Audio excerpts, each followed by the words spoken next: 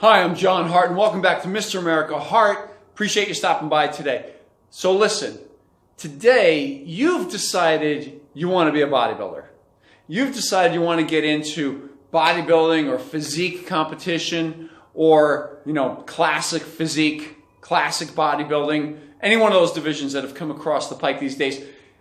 Look, and even if you're a female, you want to get involved in bikini or women's physique, or the other one, figure, okay? Women's bodybuilding as well. Any one of those. Any one of those. Here's the catch to the entire thing right now. You have to make a decision. Are you all in or are you all out? That's the question, okay? The idea of competing is always nice. People see pictures of their friends who have competed and they think, wow, I'd like to do that. It's fantastic. It looks like it was fun. So-and-so had a great time up on the stage. Reality check here. It's really, really difficult. Reality check. It's not going to hit you until you're already several weeks into your diet. You've told your family and your friends you're ready to compete. You've given them the date. They've bought tickets to your show. And you've gone on out there now and you've stepped in it. You really stepped in it because you realize how difficult this really is. It involves deprivation. It involves hardcore training in the gym with the weights. It involves cardio at all crazy hours of the early morning, late at night. You just don't even know.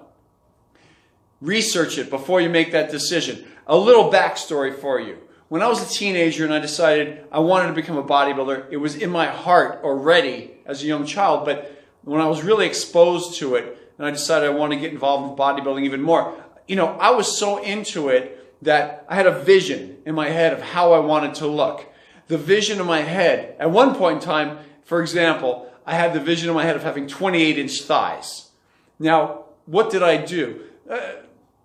I've heard the phrase said, and it's in the Bible, a man without vision will perish. I'll give you even another version of this as well.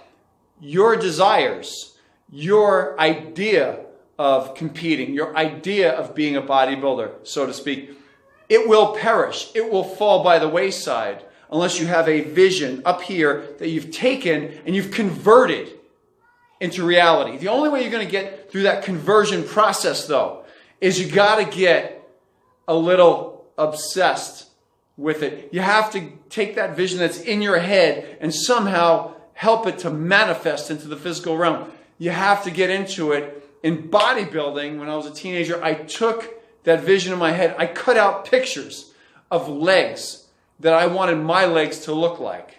I cut out pictures of those legs and I hung them on my bedroom wall. I hung them with a sign written in my own handwriting underneath it saying 28-inch thighs. I kept pictures like that on my bedroom wall, my bathroom mirror, my refrigerator door, my car dashboard.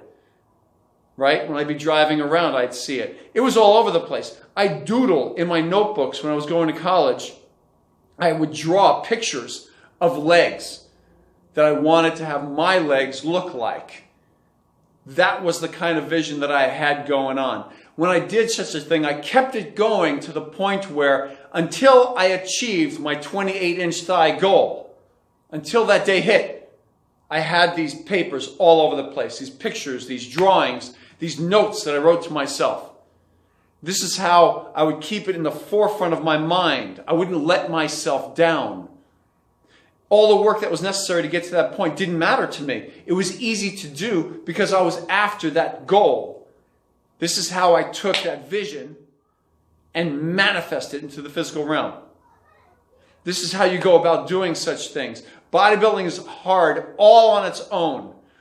The training, the deprivation, the stress you put upon yourself, especially when you let family and friends know that you're competing and you have a date coming up. But look, I don't want to make it sound like it's all negative. It's a fun, very rewarding experience, especially when you've done it, you've given it 100%, you've already won before you ever even step on the stage. That is the coolest.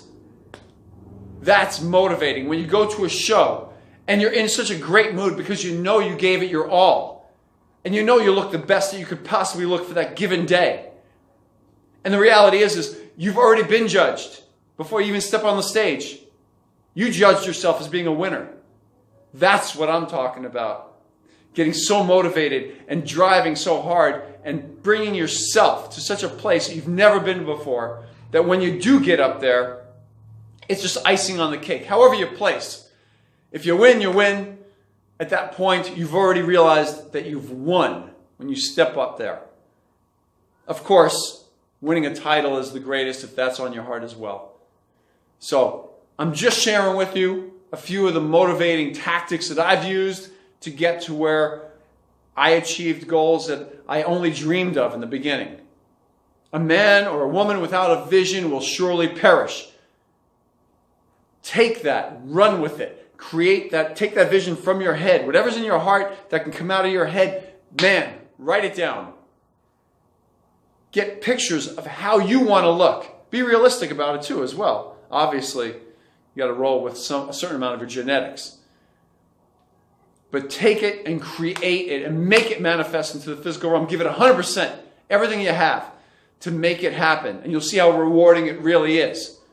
But without that vision, man, it's going to be a lot of energy wasted, a lot of time wasted. So, direct it properly. That's what I'm talking about today. From my heart to you. John Hart, go get it. Train intensely. Achieve your goals. Hey, do you want John to be your personal trainer? Get your training and diet managed online by Mr. America himself. Go to MrAmericaHeart.com. It's in the link right here below in the video's description.